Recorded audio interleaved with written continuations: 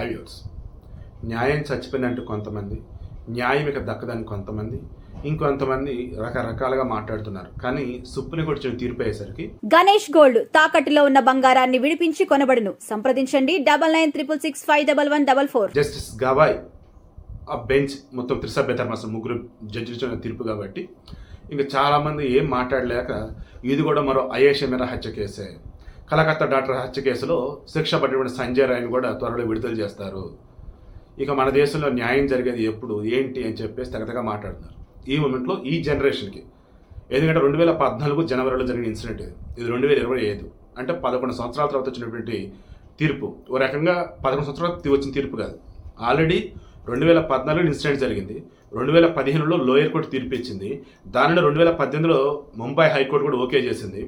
ఇప్పుడు సుప్రీంకోర్టు వచ్చేసి ప్రాసిక్యూషన్ వాళ్ళు సరైన సాక్ష్యాధారాలు సమర్పించలేదు కాబట్టి మేము చంద్రబాబు అనే ఇతరుని మేము రిలీజ్ చేస్తామని చెప్పేసి అన్నారు. అసలు ఏమైంది? ఐఏఎస్ మేర హత్య కేసు మీకు ఐడియా ఉంది కదా. ఇన్సిడెంట్ జరిగింది వాళ్ళ హాస్టల్లో. దెన్ ఆ రోజు సత్యం బాబా నోడు వచ్చి ఈ రకం చేశాడని చెప్పేసి లోపలేశారు. చివరికి వాడి సంబంధమే లేదు అని చెప్పేసి అతను విడుదల చేశారు. అతను గవర్నమెంట్ కొంత కాంపన్సేషన్ కూడా ఇవ్వాలని చెప్పారు.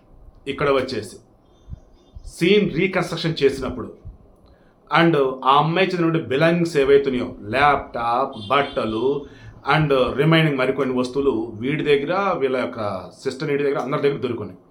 ఇంత జరిగితే తీరా సుప్రీంకోర్టు ఇంకా మాకు సరైన సాక్ష్యాలు సబ్మిట్ చేయలేదని చెప్పేసి కేసు కొట్టేటువంటి అసలు అర్థం కాదు. 2013 డిసెంబర్లో ఎస్తర్ అనూహి అని చెప్పేసి మన మచిలీపట్నం అమ్మాయి ముంబైలో టీసీఎస్లో జాబ్ చేస్తుంది, 23 సంవత్సరాల వయసు. దెన్ అక్కడి నుంచి బయలుదేరి ఇంటికి వచ్చింది. క్రిస్మస్ సెలబ్రేట్ చేసుకుంది. వాళ్ళ నాన్నగారి పేరు జొనాథన్ సమ్ పాస్టర్ అని అంటున్నారు. ఆయన ఈ అమ్మాయిని జనవరి 5వ తారీఖున విజయవాడ తీసుకొచ్చి లోకమాన్య తిలక్ ఎక్స్ప్రెస్ని ఎక్కించున్నారు ముంబైకి బయలుదేరడానికి. సో అంత హ్యాపీ సెండ్ ఆఫ్ ఇచ్చారు. దెన్ ఇక అమ్మాయి బయలుదేరిన తర్వాత మధ్యలో కూడా కాసేపు ఫోన్ మాట్లాడింది. నాన్న స్విచ్ ఆఫ్ అయ్యేలాగా ఉంది, ఛార్జింగ్ లేదు, నేను రేపు రూమ్కి వెళ్ళాక మాట్లాడతానని అంది. ఎక్కడ ఉండేది? ముంబైలో అంధేరి ఏరియాలో ఉంటుంది. ఓకే అమ్మ అన్నాడు. 6వ తారీఖు నో రెస్పాన్స్, 7వ తారీఖు నో రెస్పాన్స్. భయం వేసింది ఇంక వీళ్ళకి. దెన్ ముంబై వచ్చారు. కానీ వీళ్ళకి లోకల్ ఉన్నటువంటి పోలీసులు సపోర్ట్ చేయలే. ఎటు వెళ్ళిండిదిలే, బాయ్ ఫ్రెండ్తో వెళ్ళిండిదిలే, అది నిద్ర రకరకాలుగా. అప్పుడు ఉన్నది యూపీఏ గవర్నమెంట్. యూపీఏ చైర్పర్సన్ వచ్చి సోనియా గాంధీ. అప్పట్లో క్రిస్టియన్కి సంబంధించిన మిషనరీలు అవన్నీ గట్టిగానే నడుస్తూ ఉన్నాయి. ఇక ఆ మూమెంట్లో ఇతనికి సంబంధించిన క్రాస్ చెక్ చేస్తే ఎవరికి సంబంధించి ఎస్తర్ అనూహి వాళ్ళ తండ్రికి సంబంధించి ఇక తనకు ఇన్ఫ్లుయెన్స్ వాడి తన బిడ్డని కాపాడుకోవాలని చెప్పేసి పాపం ఎఫర్ట్స్ మొత్తం పెట్టాడు. ఫైనల్లీ ఫలించాయి. ఇక ముంబై పోలీసులు జల్లెడ పడతాం స్టార్ట్ చేశారు. అప్పుడు ఈ చంద్రబాబు నాయుడు ఉండేది కార్వే ఏరియా. అక్కడ ఒక నిర్మానుష్య ప్రదేశంలో గుర్తుపట్టలేని విధంగా కాలిపోయి ఉన్నటువంటి ఒక శవం దొరికింది. దెన్ క్రాస్ చెక్ చేసినప్పుడు చివరికి తెలిసింది ఏంటంటే ఎస్తర్ అనూహి యొక్క బాడీ. ఎలా ఏంటని చూస్తూ ఉన్నప్పుడు ఆమె లోకమాన్య తిలక్ టెర్మినల్ అక్కడ దిగింది. ఇక అక్కడి నుంచి బయటకు వద్దనుకున్న మూమెంట్లో నైట్ ఇక నేను ట్యాక్సీ మేడం తక్కువకి తీసుకెళ్తానంటే వాడు చెప్పి నమ్మించి బయటికి తెచ్చాడు. తీరా ట్యాక్సీ లేదు, ఆటో లేదు, తీరా ఒక బైక్ తీసుకుని వచ్చాడు. ఏంటి బైక్ అంటే, మేడం ట్యాక్సీ కార్లు అయితే నైట్ 7 గంటలకు తీసుకెళ్తారు, నేను అలాగా కదా, బైకే కదా, మీకు అన్ని కనిపిస్తూ ఉంటాయి కదా, అండ్ 300 రూపాయలు ఇవ్వండి చాలు, నేను ఇదే సర్వీస్ చేస్తుంటాను మేడం అని చెప్పినాడు. వాస్తవానికి వాడు ఆ రోజు రైల్వే స్టేషన్కి వచ్చింది అక్కడ దొంగతనం చేద్దామన్నట్టుగా. ఆల్రెడీ వాడి మీద గోల్డెన్ దొంగతనం కేసులు ఉన్నాయి. బట్ ఆడకు వచ్చిన తర్వాత దొంగతనం చేద్దామనే వేళ వాడు చేయకుండా ఈ అమ్మాయిని చూసి రైట్ దొరికింది, ఉన్నది మొత్తం దోచుకుందాం, రేప్ చేద్దాం, ఏదో తేడా వస్తే చంపేద్దాం, పక్కా ఫిక్స్ అయిపోయాడు. ఇక ఆ అమ్మాయిని తీసుకొని వెళ్తూ వేరే రూట్లో వెళ్తున్నాడు. ఏదేంటి ఈ రూట్లో వెళ్తున్నాం మేడం, చుట్టుపక్కల వాళ్ళు అంతా ఉన్నారు, నేను మిమ్మల్ని చేస్తానా, షార్ట్కట్లో వెళ్తున్నా మేడం అని చెప్పాడు. తీరా షార్ట్ కట్ అంటూ ఒక నిర్మానుష్య ప్రదేశానికి తీసుకెళ్ళాడు. అక్కడ ఆపి ఇక ఆ అమ్మాయిని కొట్టేసి బలవంతంగా రేప్ చేశాడు. దాన్ని ఇక చంపడానికి ట్రై చేస్తున్న నీకు దండం పెడతా, నా దగ్గర ఉన్న ఫోను, ల్యాప్టాప్, బంగారం మొత్తం నీకు ఇస్తా, నన్ను ఏం చేయొద్దు అన్నాడు. సరే ముందు అవన్నీ ఇవ్వు అన్నాడు. తీసుకొని మరలా అమ్మాయిని ఘోరంగా చంపేసి పెట్రోల్ పోసి తగలబెట్టి ఇక అక్కడి నుంచి వాడు వెళ్ళిపోయాడు. దెన్ నాసిక్ వెళ్ళిపోయాడు. ఈ వెళ్ళేటప్పుడు ఏం చేశాడు, ఈ లగేజ్ బ్యాగ్ వచ్చేసి వాళ్ళ అక్కల ఇంట్లో పెట్టాడు, అండ్ కొంత నగలు ఇవి వచ్చేసి వాళ్ళ నాన్నల ఇంట్లో కార్వేలో పెట్టాడు. దెన్ నాసిక్ వెళ్ళిపోయాడు. ఇక పోలీసులు విచారణ చేస్తున్న మూమెంట్లో మొత్తానికి వాడు ఎక్కడ దొరికాడంటే ఈ సీసీటీవీ ఫుటేజ్లో స్టేషన్లోకి రావడం, ఆ అమ్మాయిని బైక్ మీద తీసుకెళ్ళటం, ఇవన్నీ కూడా గమనించారు.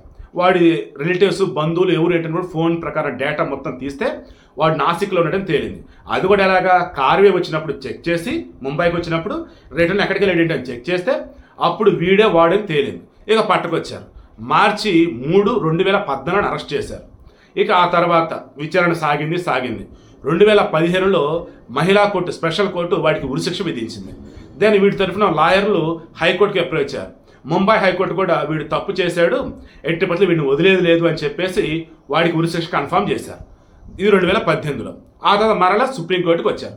సుప్రీంకోర్టులో వాదనలు జరిగాయి. త్రిసభ్య ధర్మాసనం జస్టిస్ గవాయ్ ఆయనేమన్నారు, సరైన సాక్ష్యాలు లేవు, సో మన దేశంలో 100 దోషులను తప్పించుకోవచ్చు, ఒక నిర్దోషికి మాత్రం శిక్ష పడకూడదు.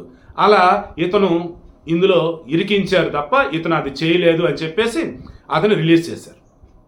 అసలు ఎలాగండి, ఎలా రిలీజ్ చేస్తారండి? సీన్ రీకన్స్ట్రక్షన్ చేసినప్పుడు మొత్తం ఎక్స్ప్లెయిన్ చేశాడు. అండ్ ఇతనికి సంబంధించి వస్తువులు ఏవైతే వాడి దగ్గర ఉన్నాయో అవి అమ్మాయివి. ఇన్ని జరిగితే, ఇన్ని కనపడితే లోయర్ కోర్టు, హైకోర్టు నిజమని నమ్మి వాడికి ఉరిశిక్ష వేస్తే, సుప్రీంకోర్టు వచ్చేసి ఏం లేదు, వాడు తప్పేం చేయలేదు, నేను నిర్దోషాన్ని వదిలేస్తే ఏమనుకోవాలండి? ఏం జరుగుతుందండి? రేపు సంజయ్ అయితేనే అలాగే ఉంటుంది, మన మీరుపేట మాధవించబడి గురుమూర్తితోనే అలాగే ఉంటుంది. ఎందుకంటే సరైన సాక్ష్యాధారాలు లేవని చెప్పేసి వదిలేస్తారు. కాకపోతే గట్టి లాయర్ని పెట్టుకుంటే సరిపోయేది. ఇంతకుమించి ఏం చెప్పలేకపోతున్నా. చాలా చాలా చాలా ఎంబారసింగ్గా ఉంది. లోపల కోపం, ఆవేశం లావల పొంకొస్తోంది. కానీ ఏం చేయలేం సుప్రీంకోర్టు జడ్జిలు.